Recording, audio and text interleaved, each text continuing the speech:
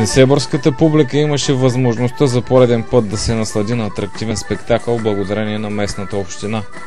В неделя на сцената на амфитеатъра се състоя концерт на участници в 37-я международен фолклорен фестивал в Бургас.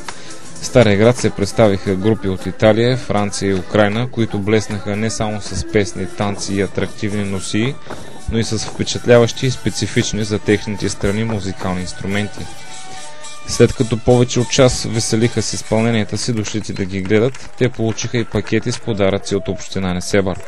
От своя страна представители на хилядолетния град благодариха на своите гости за поднесените музикални изненади и добро настроение, като отбелязаха, че сцените в Несебър винаги ще бъдат на разположение за разгръщане на творчески таланти, не само родни, но и международни.